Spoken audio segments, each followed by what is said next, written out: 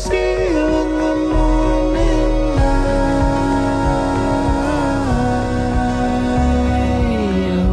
That's You Are the Morning, the title track from the debut album by Jasmine.4.t, produced by the boygenius team of Phoebe Bridgers, Lucy Dackus, and Julien Baker, and recorded at LA's Sound City studio.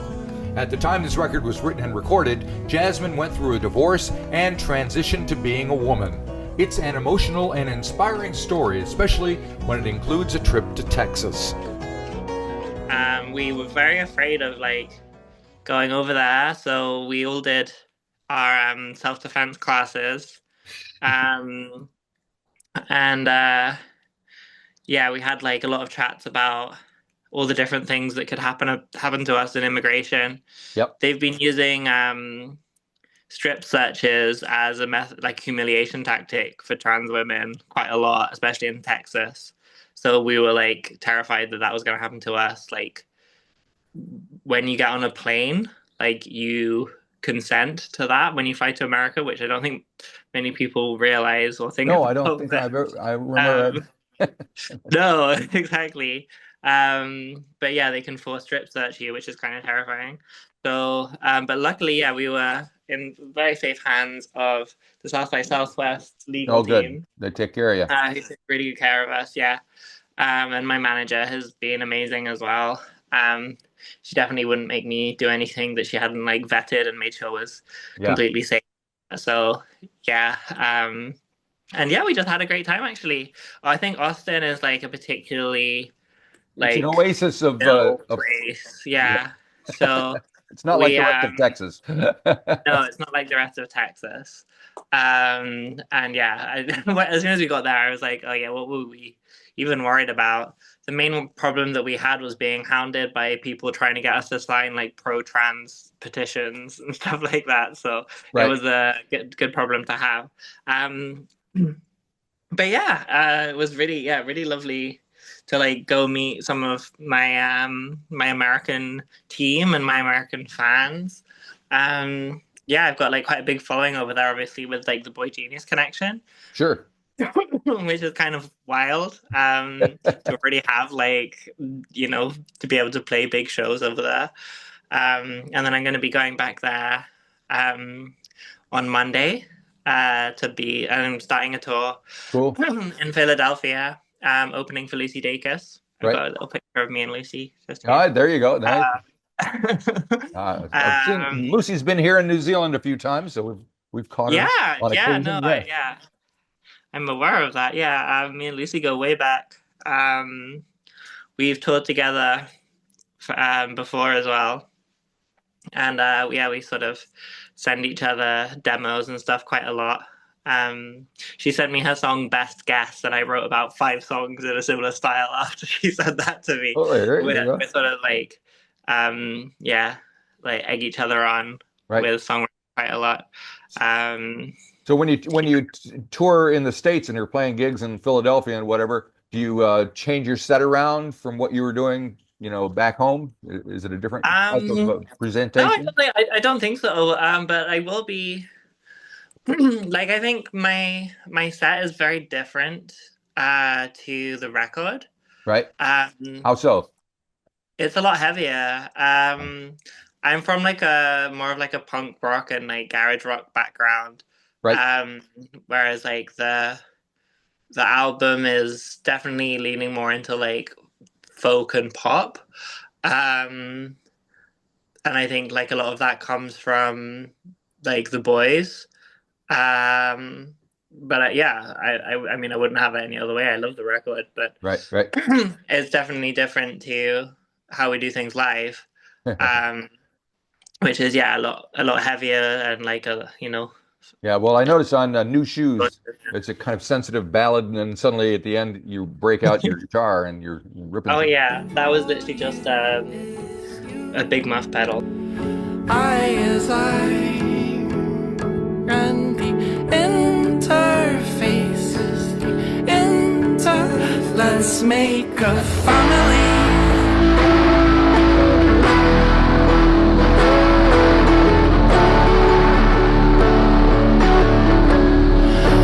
Family prior.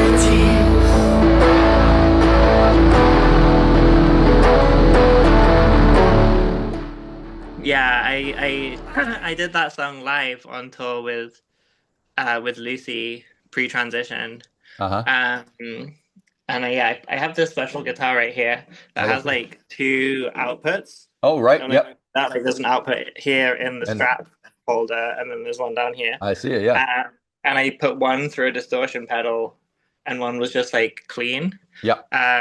So you get that like nice balance that way. But yes, there was a favorite of Lucy's, which is why she wanted me to re-record it for the album, because I put it out on my debut EP in 2019. Right. And she's like, it's a song that's about the relationship that became my marriage. Right. And that ended quite shortly after I came out as a trans woman. And so it was very heartbreaking singing that live in the studio. I actually didn't think I was going to be able to do it, but I thought I would be like, that I was there with, the members of boygenius plus my band from back home in Manchester, like all trans women, and a bunch of trans musicians. Yep. More local to LA where we were recording. And I was like, this is like such a wonderful place to sort of almost rewrite the history of this song and try and sing it about this chosen family that I have found now. Right. Because it's a song about finding and creating family. But I just couldn't get through it. And I just kept thinking about the dog that I lost in the divorce, which is something that like I've never really recovered from. Yeah. And like the divorce was like very much like in progress as we were recording it. Oh God. So it was really heartbreaking to sing, and I just like kept crying in the vocal booth. And the last time we did it, I just like had fully broke down at the end of the take.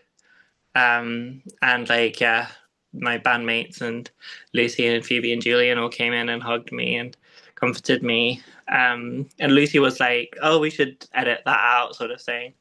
But I was like, "No, this is kind of what the whole song is about, and Right. like the album is about as well as an extension. It's like this sort of like happy ending of like queer hope that I've come to post transition."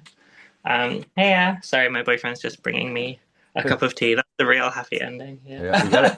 Tea is everything. Thank you. No, I gotta have cheers. Yes. Yeah. Yeah. And so the record came out in January, so you've had a couple of months to live with it and live with people's reactions to it. Yeah. What's it been like for you? Has it changed you in any way now that you have this album?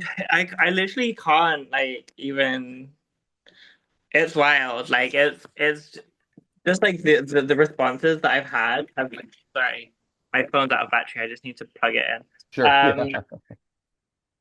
Yeah, it's just been like so wild. Like I could never have imagined it. Like I've had like the amount of like comments and DMs I've had from like members of the trans community from like around the world. Right. Just like on every single post on Instagram, it's just like, I get less hate now, even though I have like 10 times as many followers as I had before the album came out. And I just get like so much love. It's incredible. Like I feel like so powerful, and like I feel like such a beacon of hope for other trans women who are transitioning. And they're telling me as much. And I've had older trans women, this is my favorite thing, like getting in touch with me saying that they wish that they'd had like someone like me to look up to when they were transitioning. So I just like, it's incredible to be able to be that person for people, So with that being that platform or having that platform comes a lot of responsibility as well. Were you happy to take that on? Yeah, no, I take it quite seriously. I think this is something that me and Lucy actually talked about way back when I was getting signed. Right. I sent Lucy a bunch of demos, and Lucy played them to Phoebe in the car one day, and they were really well received by Phoebe. And Lucy texted me saying, "Oh, Phoebe's like now on the phone to her manager talking about signing you," and I Lucy was then like, "Are you ready for that? Like, Yeah, right. like your whole life will change." And I was like that in like this really sketchy housing situation where, I was like subletting, but like I wasn't on the contract or anything. And there was a really sketchy dude who lived downstairs. And I was just like, I mean, I really want my life to change right now. And Yeah, this is I not think a I kind bad of thing. have to be ready. And it's terrifying, but Yep. um, yeah, like I guess I just have to. And yeah, like there aren't many trans women who get handed this opportunity, and I feel incredibly lucky to be one of them. And yeah, like of course I'm gonna like step forwards and take it. And I feel like I've really been carried by my community in this as well. Like the amount of emotional support I've had from like, my close chosen family and the wider community as a whole has been incredible. I kind of feel like I'm just like the face of it, but I'm very much part of like this whole larger movement of solidarity and support for trans people and trans visibility. Um, and it's just going so well. I'm so happy. Well, that's good to hear because Yeah. there's there's a lot of other stories out there where people are struggling very a lot right now, so it's nice to hear something positive happening. Yeah, no, absolutely. And, I'm coming from this trans community in Manchester that is really struggling. Like, we've had like such a huge backslide in trans rights over here, as I know you have in New Zealand as well. And like, we've had, access to healthcare stopped. Like, puberty blockers are now banned for trans children, even though they're like legal and safe for Right. Yep. cis people to access, for cis children to access. Um, and it's part of just like countless attacks in policy on trans lives, and it is having a huge effect on. Um, Already we're seeing on the suicide rate of this group of people who really need to be protected. Yep. And that's global, like there's been a puberty blocker ban in Australia as well, and in the US obviously. And yeah, it's wild. Just it breaks my heart thinking about all of these kids who, as I said, deserve protection, who in the same position that I was in, trying to access healthcare and having their rights taken away from them. Hmm. It's really, really heartbreaking.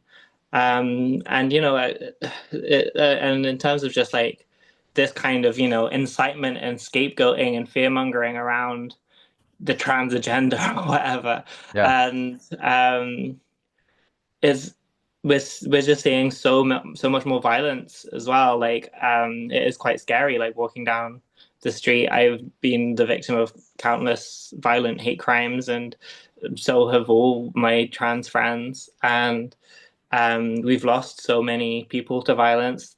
Three of my community here in Manchester in the last year, and that's just people I knew. Right. And just like we all feel so close to death, when we're all like crying out for help. And but it does feel like, even though all of the majority of the people in power are against us, like the general population are very Yeah. Well, for us and very on our side. And like, because we're everywhere. Like people are our family members, yeah. people are our colleagues, and in general aren't thinking we're the bogeyman, Well, it's going to be interesting when so, you tour the states and talk to these people who come to your show and yeah, find out what they're really thinking and feeling because a lot of them probably voted not knowing what they were voting for or yeah, yeah. it's going to be interesting.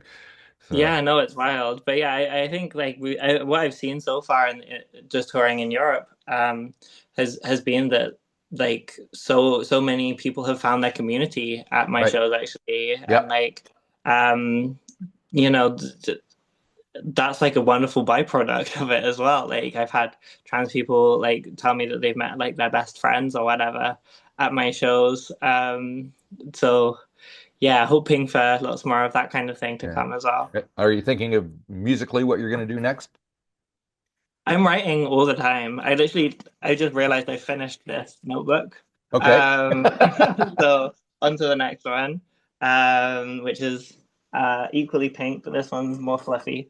Oh, good. Um, Oh, that's definitely fluffy. yeah. And yeah, I'm demoing loads.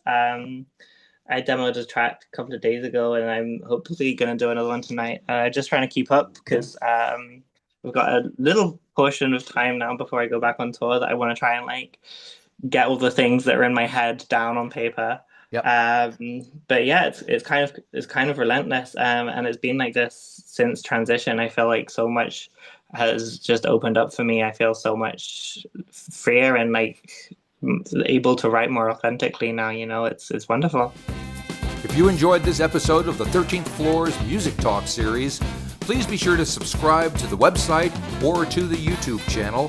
Follow us on Facebook or Instagram and wherever you find your podcasts. There's a whole lot more to discover.